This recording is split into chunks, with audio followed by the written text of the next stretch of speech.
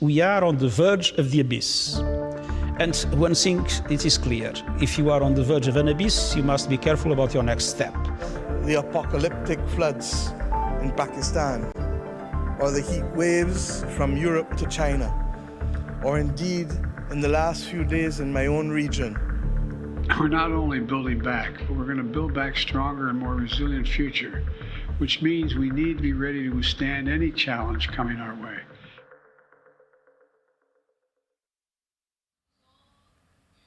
Hello, everyone. Welcome to Reimagining Tomorrow, breakthroughs in data and AI for a more resilient world. I'm Nicholas Thompson, CEO of The Atlantic. This is a special UN live stream highlighting the work of the Complex Risk Analytics Fund and Early Warnings for All. It's produced in partnership with GZERO Media's Global Stage series. And here's the question we're asking today. Can data save lives? We can't stop extreme weather events from happening, but we can improve how we prepare for them, how quickly we recover, we can reduce the number of deaths, and prevent millions more people from being displaced globally. So, in this hour, we're going to talk about the scope of the problems the world is navigating, the data tools and technology available to help mitigate them, and how to find a path and political and economic route to resilience. You'll hear from a wide array of the world's top experts, leaders, and from both the public and the private sectors. We begin with Witkowsky, Assistant Secretary of the Bureau of Conflict and Stabilization Operations at the U.S. State Department, Dr. Comfort Arrow, President and CEO of the International Crisis Group, and Ian Bremmer, President and founder of Eurasia Group and GZERO Media. All right, let's get cracking. Dr. Arrow, I'm going to start with you. Thank you. So here we are. We have all these Sustainable Development Goals. We're about halfway to when we're supposed to meet them. We're not quite at the place we need to be, so this should be a moment where we're refocusing. We're also in a world with constant conflict, like Ukraine. How do you balance these goals and the crises of the now?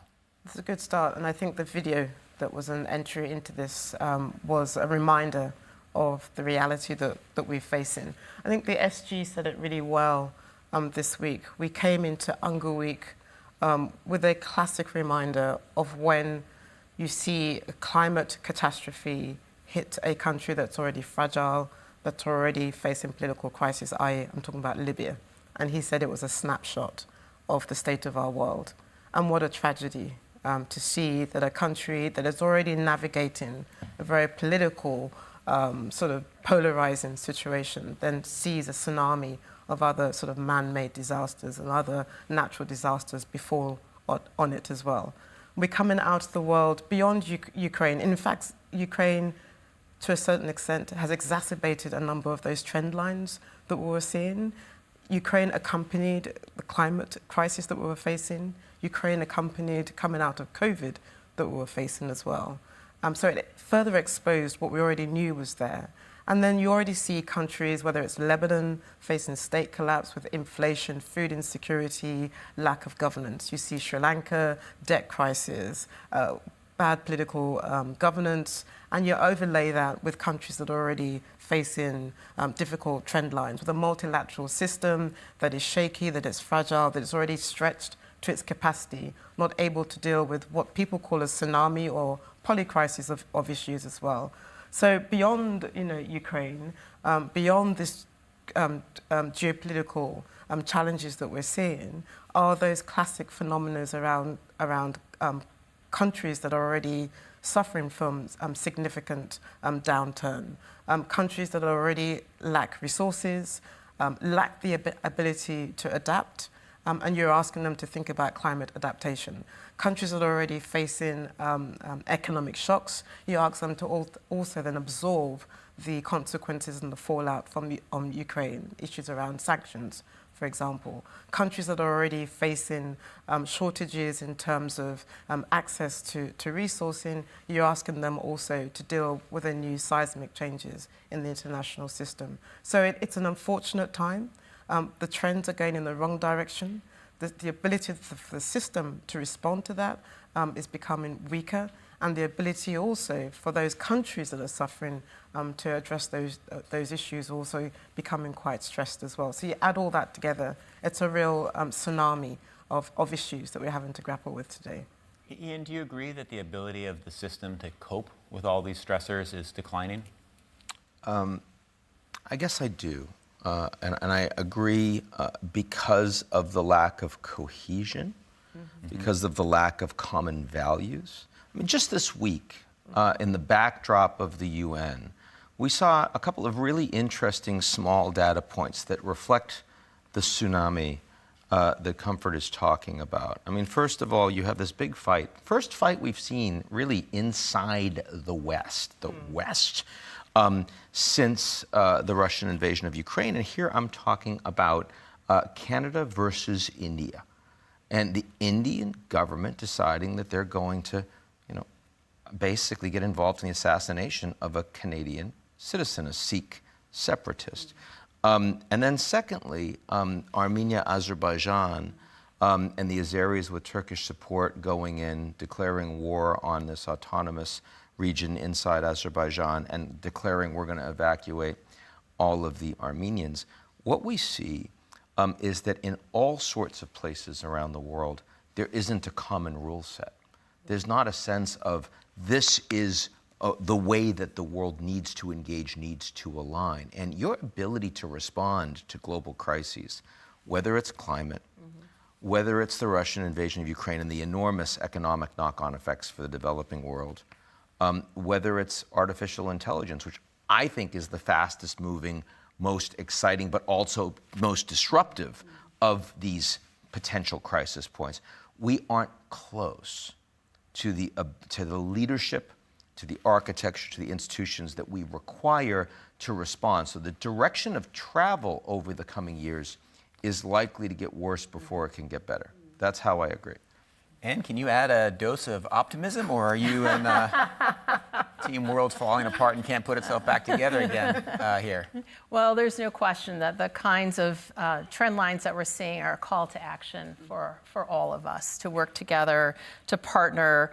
The trend lines that we're seeing with respect to conflict are such that we understand that it leads to significant displacement effects on millions and millions of civilians around the world, on the disruption of their access to basic goods, to medicine, to food, to the disruption of livelihoods.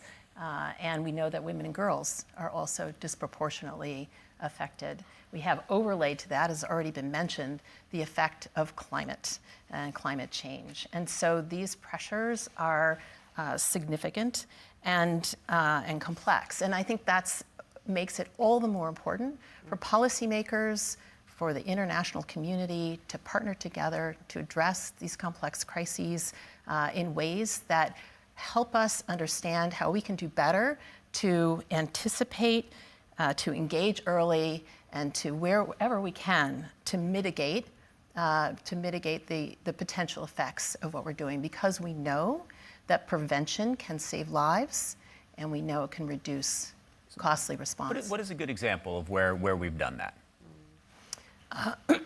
Well, I think we are seeking to do it in all kinds of different places, and we don't necessarily see the public effects of that. But we are working together all the time with our partners. We're using data, which is the subject of this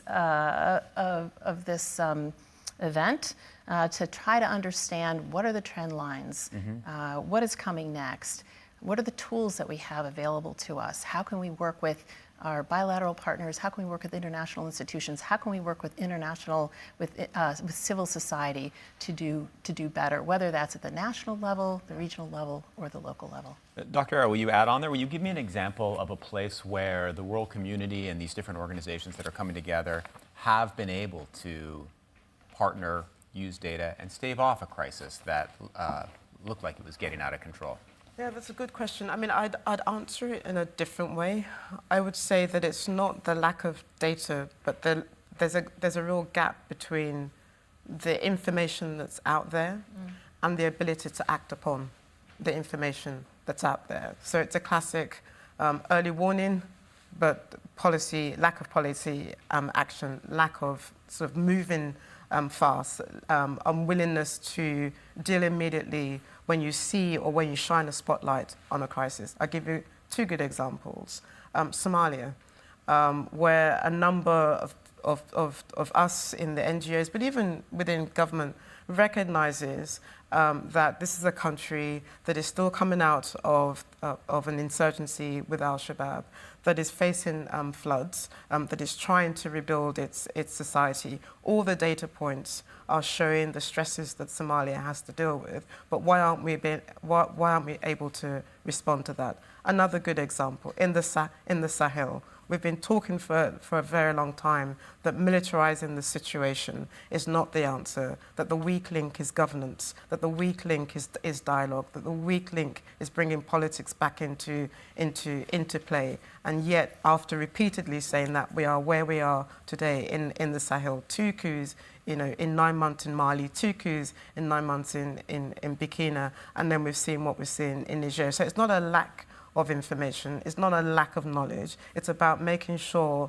that that you narrow the gap between the information, the analysis, and the action that states need to take. In a sense, I'm talking about political will as well, and getting people to act both within the regions, but also across various frontiers, and also in the international system as well. I want to welcome Brad Smith, Vice Chair and President of Microsoft. Hi, Brad. How are you? Good. Sorry I'm late. Good to be here. Well, what you missed is that the world is going to hell. I'm sorry. You weren't aware of that fact. I'd like to brief you on it. But you are at Microsoft, which knows a lot about technology. We have now artificial intelligence, which Ian mentioned as perhaps the greatest destabilization force in the world, but also potential force for good. Tell me the most interesting way to you that the new tools of AI can help us understand, predict, and forestall crises. I would love to, and I think I can build on what you were just talking about, because it's so important to put those pieces together. First, we have more data than we ever had before, and that is a game changer in terms of early warnings, including for climate adaptation and the like. And one of the great things is that this data is coming together in a much more cost-efficient way, especially when you think about the array of satellites being launched by no longer just the public sector, but private companies. When you look at satellites that are not just getting visual images, but all kinds of data streams, methane, carbon emissions, all of that. Second, when you look at what you can use AI to do to analyze that data and then put it in the context of humanitarian needs. So literally, if you're talking about Libya, Morocco, Maui, those are 3 locations that just in the last 2 months have been afflicted by these natural disasters, these catastrophes. And we've now perfected the ability within basically 24 hours to identify where have people been rendered homeless. You can actually calculate what percentage of a home has been destroyed. But then it comes to your question. How do you put that data to use to provide the aid that people need? And at the end of the day, it is all about local capability on the ground. And in some ways, I think one of the most fascinating things we've learned is the extraordinary partnership you can build between, say, data and a tech company, with NGOs, with the United Nations system, with USAID, with others. And it's high tech meets low tech. I'll give you a great example. In India, we're able now to use satellite data and AI to identify all of the dwellings, the homes that are most vulnerable in high heat. But then you have to go to the people who live in those homes and help them. And so it's a partnership with Planet. They provide the satellite imagery. Microsoft, we provide the AI and on the ground support, and on the local NGO called SEEDS. So what do? They have teenagers who are able to take the information on a local area block by block. They go out and they knock on the doors, and they give people burlap bags that are used to ship vegetables. Because what we've learned is that if you put those burlap bags on the roofs of those buildings, you can bring down the heat inside by enough to save people's lives. And so, we can never forget, in my view, that ultimately it's the combination of artificial intelligence, say, technology, and people on the ground who are resourceful, who know things that those of us on the West Coast would have never figured out. That's the combination. I love it. Satellites and burlap bags. Wonderful. And is he right? Does this actually work? You're dealing with lots of crises. Are the satellites, and is that actually helping? Well, I think there's no question that that data-driven, evidence-driven decision-making by policymakers is going to be more successful. And it's going to be more successful when we're working together with our other partners, with our international partners, with the private sector, and with non-governmental organizations. And so in that respect, I'd just like to add that a key piece of this is preparation. It's prevention. Yep. It's the planning component of it. And one really new, important initiative that we have underway in the US government is pursuant to something called the Global Fragility Act. Mm-hmm. And pursuant to your point, Comfort, about West Africa, we have taken this initiative, which partners with governments in West Africa to address exactly the kinds of questions that you've raised: inclusive and responsive governance, inclusive economic development, accountable security, and to partner with governments, to partner with a range of actors so that we can work with countries to build resilience in the face of many of these pressures. And I think that's a really important focus that we need to have. Certainly response needs to be effective, but we also need to think about how we can improve our prevention capabilities as well, and that's where data and that's where AI comes in. Ian, can you give me one good specific example about the world coming together and about things moving in the right direction? Just end this block with a little note of optimism that is the mirror image of your story about the assassination in Canada. Sure. Weirdly, it's climate change.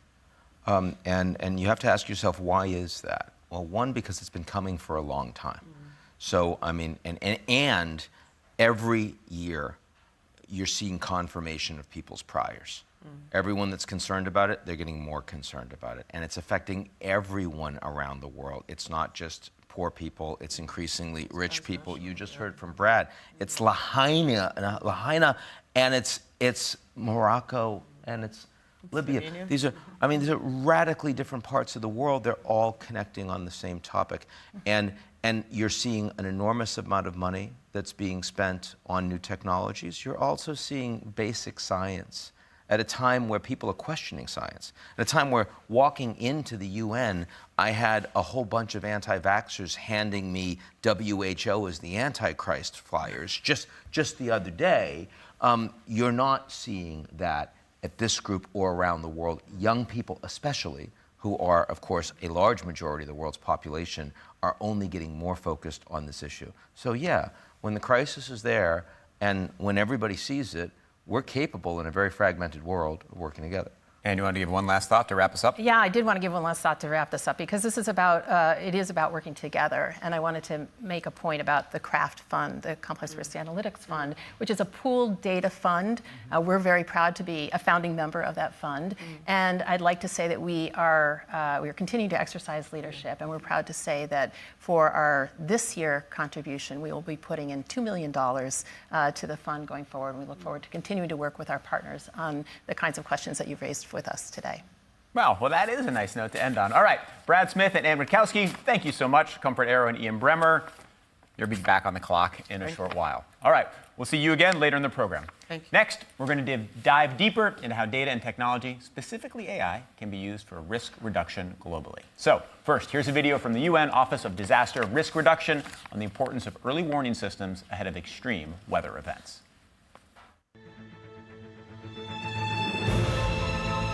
We heard that a hurricane was coming. I didn't know how large it was at the time. The roof was caving in on you, and it was just blowing away. It was just, you're just seeing sands just in circles around you. তো বা দাদাসে বুড়া মানুষ যারা আছে তারা তুন অন্য একটা আশ্রয় লইতে কিও হষ্ট বা দে প্রেগনেন্ট মেলা পয়েন্ট থাকে তারা তুনে কিও হষ্ট আর গুড়া হুয়াইন যারা আছে বাস্টে মা গুড়া হুয়াইনত আছে বহুত কিছু ফানিত ফুরি যার কইতে আছে Millions of people around the world are blindsided by extreme weather each year. They have no idea when a potentially deadly hazard is just minutes away. Cyclones, droughts, wildfires, and heat waves affect the poor and vulnerable the most. We often hear that disasters are natural, but that's wrong. Our actions can reduce our vulnerability and exposure. That's why we must prepare better. We firmly believe that human decisions are the largest contributors to disaster risk, and we have the power to stop disasters from devastating. That is the good news. We can stop hazards from becoming disasters by helping those most at risk adapt, mitigate, and become more resilient. By funding early warning systems. By investing in resilient infrastructure and social safety nets. By learning from local communities who have experienced extreme weather for millennia. Extreme weather events will happen, but they do not need to become deadly disasters.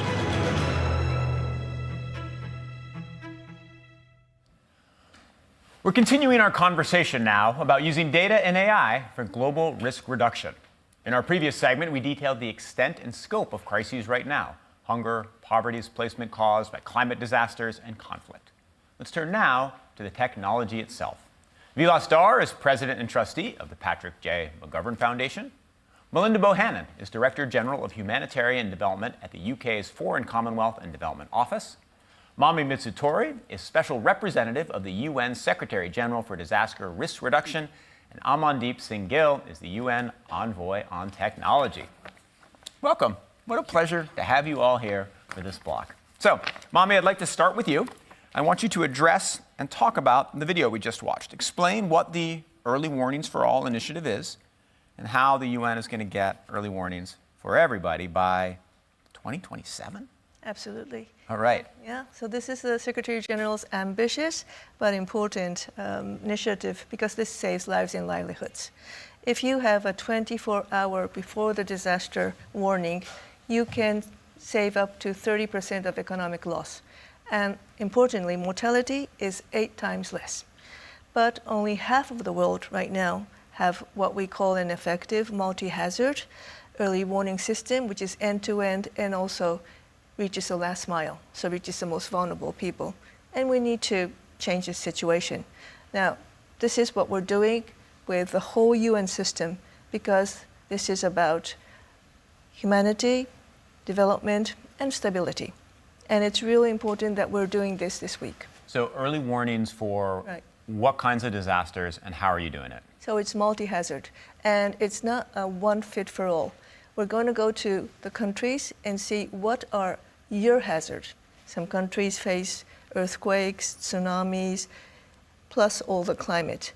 And then we also look at the vulnerability, because the vulnerability is different according to the development level. And we see the exposure. And then we say, what do you need? So here's where the data comes in, very important. And then we now have 30 countries, which we will start the initiative with. There was a lot of support yesterday at the Climate Ambition Summit. All right, Amandeep, you want to speak to how this data flows in and the other data that is most important for the UN reaching its goals? In this initiative, there are 4 important pillars. There's the knowledge management pillar that Mami and UNDRR lead on. And then there is the analytics and assessments pillar, which the World Meteorological Organization leads on. So near real-time data coming together across different streams to give us the assessments that are needed for those kind of warnings. So that is important. And then there is the side of communications, effective communications, where the International Telecommunications Union is on the lead, and then preparedness and response. So it's a multi-institutional effort, and data is really the foundation of it. And at the UN, we are enabling the coming together of high quality data in real time by working at the governance level, by working on investments. So for instance, the CRAFT fund, the Complex Risk Analytics Fund, where data comes together. And then we are also working on building up of the capacity, so the expertise across the world, particularly in those countries, as Mami pointed out, those who are left out of these kind of multi-hazard early warning systems. But, okay, when I think multi-institutional effort and I think speed, I don't think of those things going together. So give me a specific example of data source that you're able to work with across institutions to then specifically provide a warning that is useful in a country. So the best example is the hunger map, which the World Food Programme leads on with help from others. So across 90 countries, 700 to 800 million people who are at risk of food insecurity. So we are able to get assessments about where food insecurity is going to spike next, and that allows us to respond in a better way. And that's enabled at the back end by Craft, because Craft has this data set on conflicts, and that's a major factor in food insecurity. So we have to make all these things work in near real time. Melinda, will you explain how you're using data in your humanitarian work? What are some of the most interesting use cases that you have, and what is the data that does not exist right now that will be useful to you? So very much in the vein of what I think we've just heard from these two participants. So fundamentally, we use data in partnership for better targeting and also better foresight. So I'll give you 5 examples briefly. Targeting is really critical, using data for ways to get response and support directly to community level. So for example, we've used a web-based analytics fund in order to track need for safer water and target chlorination interventions effectively. On climate, we've worked with NASA scientists to understand climate predictions, climate forecasts, and where impact is likely to take place, and make sure that we're targeting interventions there. In humanitarian, we've used AI-driven models using widespread data to track cholera outbreaks, for example, in very poor countries. In conflict and crises, we've used AI-driven models to track media and conflict events and human rights abuses, and understand where conflicts are likely to break out. So we have that element of predictability in our policy and our program responses. And specifically on human rights, we're able to use data to target, to understand and track what's going on human rights abuses in a way that supports accountability measures. So explain how you're able to use data to anticipate where a conflict will break out. What data stream are you looking at? Open source data, media reports, other kind of data online which might show where there's violence breaking out, where people are concerned, where people are worried about extremist activity, and use that to model, in effect, where we can think or predict, if we understand, looking at those trends and mapping them and comparing them to trends in the past, where local level conflict is likely to break out, or local level violence. Vilas, one of your projects is to try to decrease the gap, the technology gap between people in the world who have access to the world's greatest technology and the folks who do not. Do you believe that we're solving this problem in a way that is getting technology spread more equitably, which could certainly help with all of the problems that we've been discussing here? Well, Nick, I'm an optimist, and I want to answer your question with a yes. But let me start from a different place. Answer fully honestly. Yeah. And look, I'm often asked, am I worried about it? I'm going to tell you right now, I'm not worried about it. I am outraged. Outraged. If we live in a world where our values around inclusion and participation, when we know that 60% of GDP is being driven by digital participation, and then we say that 2 billion plus people on this planet don't even have basic access, that's something we should all be outraged about. And I know it's one that we all share here. But there's 3 elements to this digital divide that we have to talk about. The first is connectivity, and it's a problem that will not be solved by market-based forces, which means we need to step in with public capital, with regulatory action, with the idea that access is a fundamental right and not something to be solved by delivering a last-mile piece of fiber or a connectivity, right? The second is a data gap that really is exacerbating inequality. The fact is the data we collect today is often the data that is commercially viable. When we look at climate and we think about global financing flows towards carbon reduction, we see that the data we have access to is what's already being collected because it leads to optimization of shipping chains or logistics. What about the pieces of data that reflect community values and community experiences of carbon emissions? We again need to step into that with multilateral institutions, with public capital, with philanthropy, to say, let's ascertain the data we should be collecting, not merely the data that we have. And the third is technical capacity. We live in a world where AI is in every headline, and we absolutely acknowledge that the vast majority of AI capacity is held in private sector tech companies. This is in and of itself a digital divide. We spend a lot of time and energy at the Patrick McGovern Foundation thinking about how we move technical capacity into communities. Broad-based skilling, training programs, and creating new incentives for people to stay inside of community-oriented institutions and multilaterals instead of just signing up for that big paycheck and going to build technology for profit. So how specifically do you do that? Let's talk about number 3, because it's fabulous work, and I think one of the most important things in the world, which is making data accessible to all instead of just within private companies. So delighted to work with institutions like UNESCO and across the UN system, including this under guy? under Amandeep's incredible leadership on these topics. To ask questions like, how do we train 25 million women and girls in partnership with an organization called Technovation around the world in communities and traditionally underrepresented peoples to bring them into a world where they have AI capacity and maturity? We work with the indigenous communities all around the world. With Michael Runningwolf, who I was proud to bring to the UN on Sunday to speak to an audience about what it looks like to grow up on a Cheyenne reservation in Montana with no power or running water, and 20-odd years later to be a global AI expert. These are the examples that reframe what it means to be a technologist. Not merely to sit through college courses, but to say technology solves a problem that's in our lived experience. That is a community that's facing these drastic effects of climate change and don't need to rely on a global data mechanism, but instead need early warnings, need things like how do we know if there's a landslide coming that's going to hit our village, and build IoT-driven information mechanisms that give those warnings to the community when they're needed. Let me, any of the three of you can answer this. I'm fascinated by number two, that we're essentially collecting the wrong data. Right? We are collecting data because it's available, but maybe it's for shipping, maybe it's for infrastructure, maybe it's in the service of capitalism and not actually in the service of communities. Do any of you three want to comment on that? Do you think he's right or do you think he's wrong?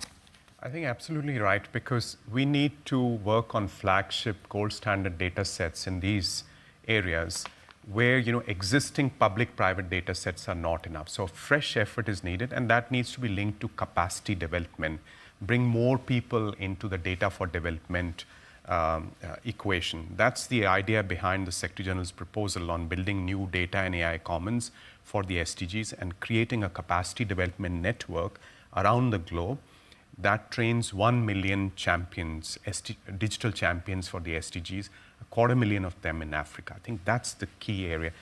Data capacity and human capacity, doing it together. And what data is going in exactly into the Global Fund? So take agriculture and food security, the example I referred to earlier.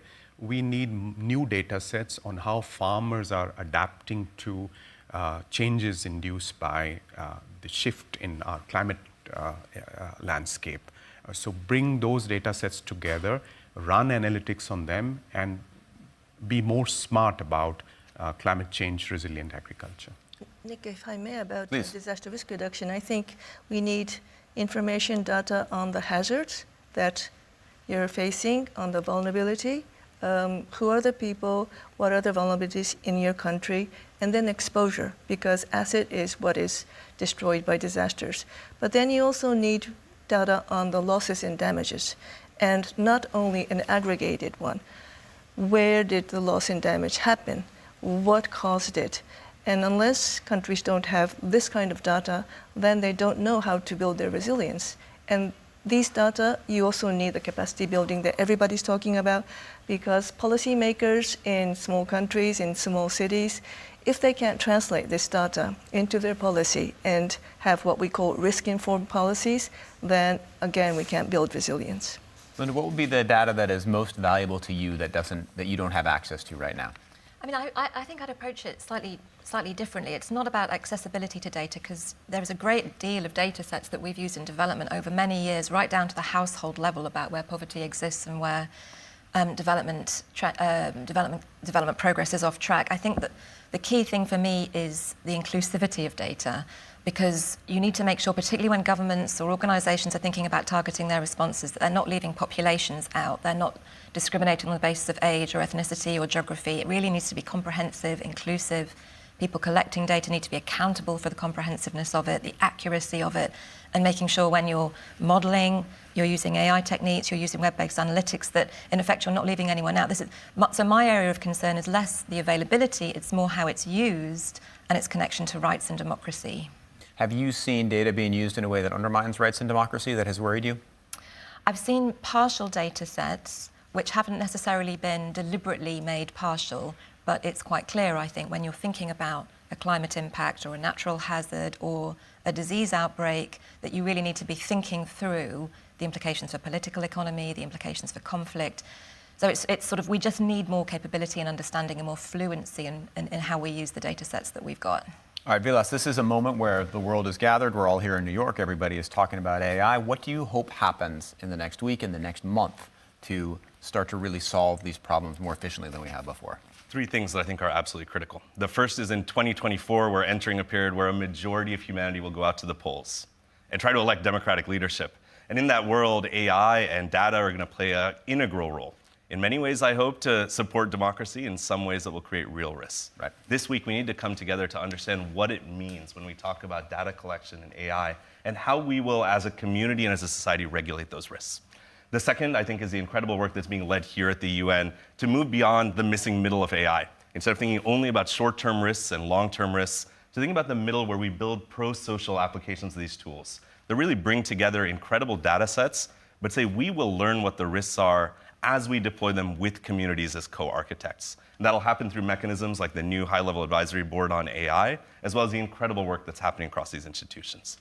The third and most maybe important one is it's time for us to have a new public reckoning and a conversation about basic values of inclusion and participation.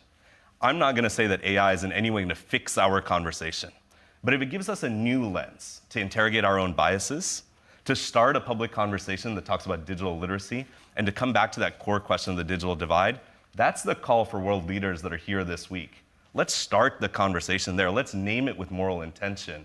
And then let's figure out what we do about it. Why would AI do that? I mean, why would a conversation about AI lead to that conversation? It's my favorite question, Nick, because for the first time, we have a new shiny object that everybody's focused on. It's in every headline. What it gives us the opportunity to do is use that as an entry point to a conversation that says, who owns technical capacity and the economic opportunities that are attached to it? Who owns decision-making about the moral risks that we all face as we jump into a conversation about deployment or creation? And it raises a fundamental question about governance. Who governs? Not just AI, but a whole series of interlocked global conversations that we need to have. And you don't worry. So we have these conversations about who governs, who has rights, ethics. We've been having them. Suddenly this huge shiny object appears. And your hope is that the shiny object makes us have better conversations? Don't you think it could just make us not have those conversations? I am deeply hopeful that it's the Trojan horse. It gets everybody in the room to talk about AI. And then it lets us say, hey, wait, we don't actually have the kinds of infrastructures and developed maturity on these topics that we want to have. Let's take a step back and build them together. Amandeep, you think this is going to happen? Yes, it's like doing jujitsu with this. Use this opportunity. And there is a bigger opportunity next year with the Summit of the Future. Leaders are going to come together, and it's an opportunity to reboot multilateralism, reboot multi-stakeholder cooperation. And digital data and AI are relatively, I mean, I'm not discounting the geopolitics, and you were speaking with Ian earlier, that's always there. It's a relatively less contentious area. So it's an opportunity. I won't call it a Trojan horse, but maybe it's a leveraging opportunity. Mami, do you agree? Yeah, I do agree. So I think what is important is the trust element. Because we can use, going back to early warning, we can use a lot of data, we can use AI, and have a very good early warning system. But if the people don't trust the information or the warning that they get from it, then people will not take early action. So this is the thing. And one more thing I would say is that when I go out to the communities, a lot of people say early warning for all, that's great. Technology, that's great. But think about the indigenous knowledge, the traditional knowledge, and think about how you can combine the innovative and the traditional. And I think this is not only cliche. I think it's very important for the communities to combine this. And if you can't do it, it's very difficult to convince the people that this data AI is going to save your life. Last thought? So I'm also incredibly optimistic about the potential of AI for human advancement. And I think we hear that consistently from people that really know about it.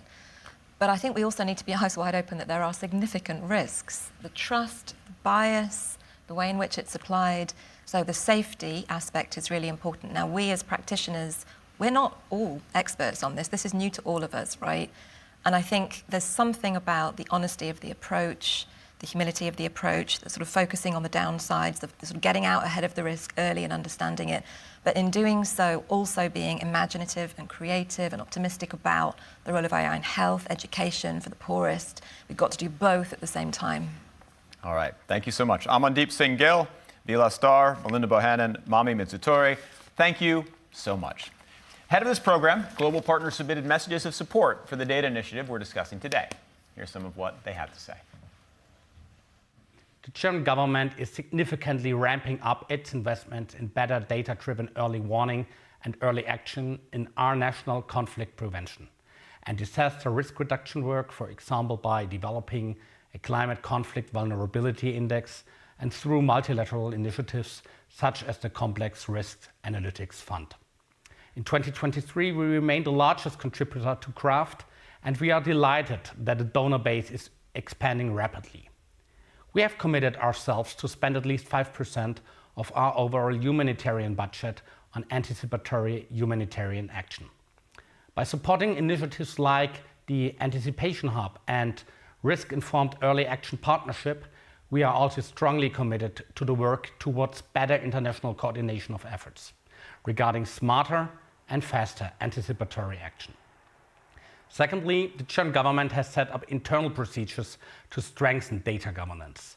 For example, we have recently updated the German federal data strategy, putting emphasis on enhancing data usage, improving data literacy, and increasing the volume of open data.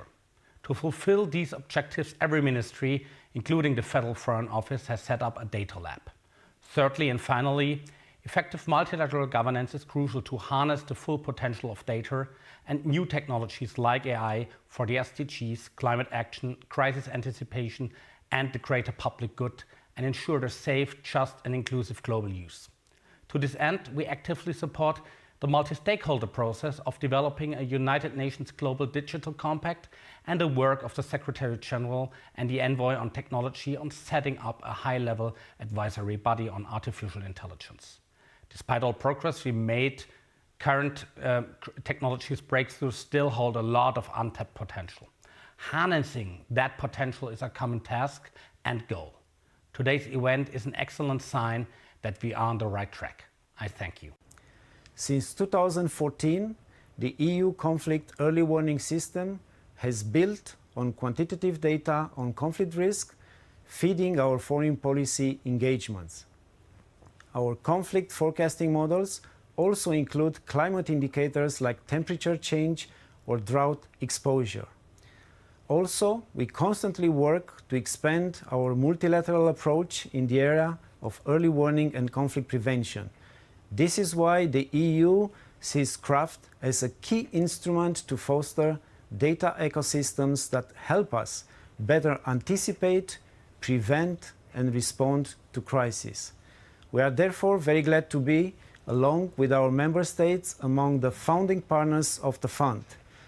And the fact that the Foreign Policy Instrument Service of the European Commission have mobilized with us since day one on supporting CRAFT shows our collective commitment and trust in the initiative. I wish all of you fruitful exchanges in today's discussions. Thank you. In our final segment, we're going to tackle the hard part, finding the financial resources and political will to accomplish the goals we've discussed, having the data tools to reduce global risk.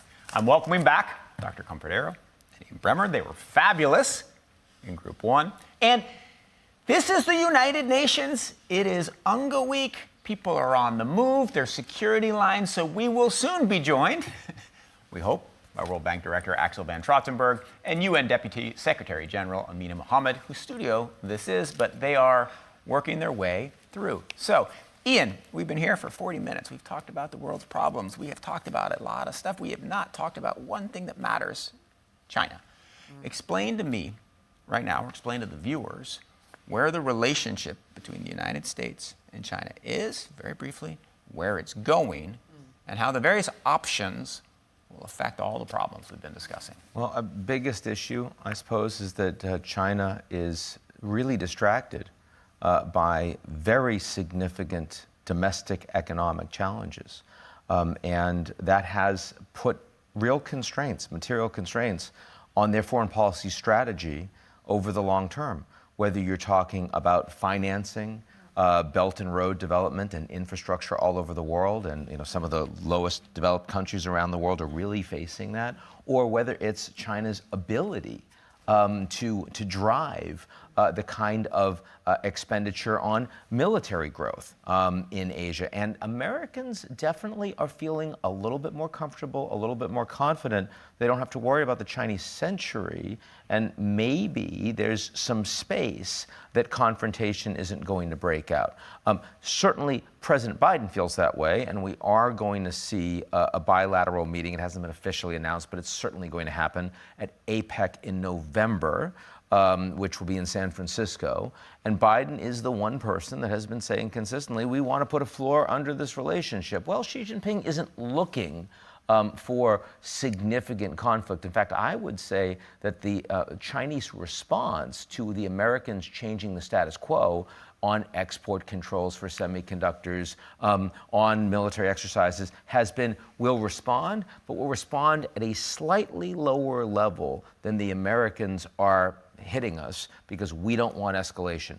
Certainly, Chinese concerns about their own resilience and strength is a big piece of that equation. So your odds of escalation are declining. You think we're actually, it may not be a better place, but it may be a more stable place? Yeah, I would not say that the U.S.-China is going to come out of this meeting with a breakthrough kumbaya moment. I mean, there is definitely the de-risking is the term of art. Right. And that means that the Americans are spending more in the USA and with friends and with the Indians and Southeast Asians. And Biden just went to Vietnam and brought those bilateral relations up to the level of China-Vietnam, which the Americans may not care much about. Vietnam is critical for China, right? So all of this news plays. What I'm saying is I actually think that the relationship is no longer in free fall. Right. It's a little more stable. It's a little more grippy than it was 6 months, 12 months ago, at least for the near term. That's what I'm saying. We can take a bit of a pause here. We can have a breath, and that's a useful thing. Well, as we say in media, decline is the new up. So. Yes, indeed. That is absolutely true. I'm trying to figure that out. The economics of my industry are not great. Have been just fabulous ever since I joined. Dr. Arrow, to what degree does the potential for increasing stability in the U.S.-China dynamic affect your world, your work, and the way that you handle global crises? Look, we always said, and thank you for us, and I agree with you, Ian, the way in which you characterize the moment. And I think Biden has spent a great deal of his time trying to lower the temperature as well. You know, the cooperate, collaborate, and there will be competition, and marrying all those three together, as you say, it's an art, not a science as well. I mean, it's very true, and it's been very clear to us that the US-China competition overshadows everything else. And one of the things that we've been worried about, Nick, is that whether you'll see an accident happening in the backyard where both of them are interested, where both of them are competing, where both of them are trying to seek influence. We've always said that we were concerned about how geopolitics was making more brittle the system, making it very difficult to cooperate, especially in areas where you think they ought to cooperate. So, for example, in somewhere like the Africa continent, you're seeing more competition, more tension, trying to play one up the other. So, for example, how you view the BRICS, although Jake Sullivan did not necessarily see the expansion of the BRIC countries as something to worry about. Most people saw it as symbolic. I would argue that China sort of gained from the BRICS as opposed to a number of the other countries as well. But I would say that at this current moment, the geopolitics of China, US is one set of variable, but there are other geopolitics. There's other competition within the regions, between the regions, and we're seeing increasing regionalisms where superpowers, major powers in those regions have their own sets of competition that can be affected or not by or influenced and shaped by US-China competition. Of these different dynamics, Ian, which do you think is the most important to watch or the most underappreciated? Or the latter is the more interesting question, actually, because this is the one time in the year where the Americans actually are face-to-face with the global south. Exactly. It otherwise doesn't happen. There was just the G77 meeting in Havana, but now they're all here. And the Chinese are not. In fact, most of the permanent 5 members of the Security Council didn't show up at the head of state level, only the Americans' home turf. Look, what we're hearing from the global south, and we're hearing it all week long, is they are mistrustful and they're angry. They feel like their agenda is kind of irrelevant. that they are the takers, not in any way the collaborators or makers on the rule space and how we're going to deal with global governance challenges. We saw that coming off of the pandemic. I mean, I've had several conversations with heads of state this week that are saying, you Americans, you did not provide us with any vaccines. You didn't allow us to get the prime materials for the vaccines while vaccines were rotting on your own shelves. They are deeply worried about the inflation that has come on the back of the Russia-Ukraine war that they're being asked to support the American and democratic position on, but they're the ones that are facing the challenges at home economically. And they're deeply worried, of course, about climate change, that they are getting hit for the hardest, but the Americans and other wealthy countries have not actually made good on their initial pledges. So that's where I think it's underappreciated, that the Global South is, for 50 years, the Global South was at least in part buying a story that we're building a global middle class and that they'll benefit from globalization and we'll all be part of the same boat. That is absolutely not the story at the UN General Assembly this week. So what's of concern to me is how does the global majority use this moment to its advantage as well? So you're right, a number of the leaders, welcome to SG, it's really great to see you. A number of the global leaders from the so-called Global South, I would call them the global majority, are right to put a spotlight on the inequalities, on the injustice as well. But what is the strategy that accompanies that grievance? What is the strategy that accompanies that frustration? So I think what I would like to see is that as you criticize, as you question, the efficiencies, the effectiveness of international institutions, of the US, of the West, what is your strategy to ensure that this moment addresses the needs of your people on the ground? Which is hard because there's so little cohesion among that group. Exactly, exactly. All right, well, wonderful. We have Amina Mohammed, the Deputy Secretary General. Welcome. Thank you for allowing us to hang out in your house here, and thank you for joining us on stage. It's a great house, very green. It's really quite gorgeous. And Axel, welcome on stage. So happy to have you here. Amina, let's begin with you here. We are halfway through the quest to get to the Sustainable Development Goals. What are you most excited about, and where do we need to do the most work? Most excited about that we have so many people in the building. Stakeholders have come, governments have come. The one meeting where you can have an interaction and engagement, catch up on what we're doing. The story and the data is not very good, but the hope and the solutions and the can-do spirit is here. So I'm excited about what we take out of the UN General Assembly in terms of the partnerships and the scaling up and the sense of urgency and determination to, okay, we've got to get this done in the second half. So you're feeling a sense of urgency. Are you feeling, we were just discussing a sense that, wait a second, not that many of the top leaders from the Security Council are here. The Global South feels like it's been rather left behind. You're feeling this dynamic here? Certainly the dynamics there. You have 4 of the 5 of our, P5 not here, but there are 180 odd other leaders here. And that's a huge momentum. That's leadership, that's leaning in, that's partnering. We've got a lot of business in the House, foundations and other stakeholders. And that's what this global family is about. I think the few that are missing will catch up. But we're moving. I think the 2030 agenda is urgent, and we really do just feel that there is a movement to make that happen. There's a sense of determination that we're not going to let us down. Too many people at stake, too many. Axel, so we've spent the last 45 minutes in this conversation talking about early warning systems. We've talked about digital exclusion. We've talked about people who don't have access to the internet. We've talked about the need for data to help us counter the crisis that we're seeing. But let me ask you the economics of that. How are we going to be able to pay to get digital access for the world? How are we going to be able to pay to build the infrastructure that will feed in data about climate, that will get satellite early warning systems, that will let us understand croplands? How is that going to play out over the next couple of years? Well, I think there I'm more optimistic, particularly in the digital realm. I think we need to build big coalitions with the private sector. That can be done. But for example, in Africa, the African Union has taken decisions on the digitalization. We are involved on this. I think we need to scale this massively. And I think it is doable. And you see in countries like Kenya, that have very sophisticated payment systems, sometimes better than in OECD countries. So I think that we need to see that there is a huge potential. We need to do a lot more. And then there is the second one is on systems for data systems so that you can improve decision making. I think the UN has traditionally pushed hard in many areas. We are partnering in many areas.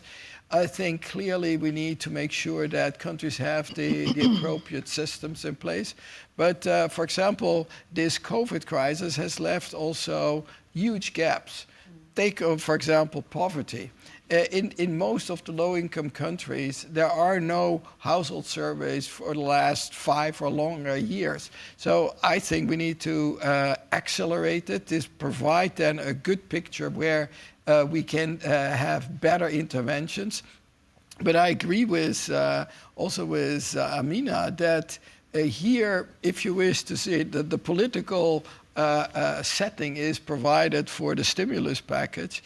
And we hope that this is then carried forward also in multilateral development banks like the World Bank at the annual meetings, that we give that another push. So we need to put that ambition from all angles, political, financial, economic, and build that coalition. Wonderful. I want to raise a point. Vilas Dhar made it a few minutes ago, and we were talking about artificial intelligence. And he said, look, the world's conversations about data, ethics in data, about data ownership, about digital inclusion, they're all broken. But now we have this moment. We have this huge, shiny thing. We are now all talking and focused on artificial intelligence. Now is the moment where we're going to solve all those problems about data and democracy. I'm going to go to the Deputy Secretary General. Is that correct? Do we have a wonderful reset moment because of AI and we're going to solve these problems that have so vexed us for decades? I think we do have a reset moment, but we've had many reset moments. So the leadership that really stands up to push this forward, we put on the table frameworks, solutions, and most recently into the digital compact that we put on the table to say we need guardrails around this because the potentials are huge, but so is the dark side. I mean, we have to all have common ground that this is an amazing opportunity, but we can lose it if we don't get together and push forward the very basics that are needed to protect everyone and to close the divides. It is the moment, I believe, in history where we could leapfrog those divides. Mm-hmm. We don't have to wait to be ready for technology. It's already here. How are we going to engage with it? If you can't get ahead of it, get abreast of it. If we have an education transformation, what's the role of the new teacher? If we're talking about multilateralism, what is that new diplomat going to look like? Anything that we did in 1945, 75 years later, shelf life is over. Now we have to get real and engage with that. Have a transformative mindset that says we're not afraid to have more. This is not less. And it seems to me that in many of the conversations we have, it's about what it's taking away rather than what it's giving. It's about a global north and a global south. It's about we. And we're connected now. We're never going to be disconnected again. It's whether we're connected for the good of it or not. The frameworks are here. The SDGs are brilliant. I don't know anyone that argues with them. Sometimes we say there are too many, but too much. But, you know, really, who are you going to tell in the world that you've got it all, but they can't have it? Right. These are basic things. So I feel there is a moment here, and out of every crisis and misery, we should be able to break back. And it is about a different kind of leadership that is going to come through, because I think leadership today in the world is taxed. As my Secretary General says, where there is leadership, there's not much power. And where there is power, that leadership is struggling. It's struggling to bring the world along with them. Well, you could not possibly have a better final thought than that. Okay. You timed it perfectly. Thank you so much. Amina, Mohammed, Axel van Trostenburg, Ian Bremmer, Comfort Era, thank you so much. And that concludes this hour at the United Nations. Many thanks to the UN for hosting this conversation, to our partners, Complex Risk Analytics Fund, Early Warnings for All, and GZERO Media. I'm Nicholas Thompson. For all of us here, thanks for watching and have a great day.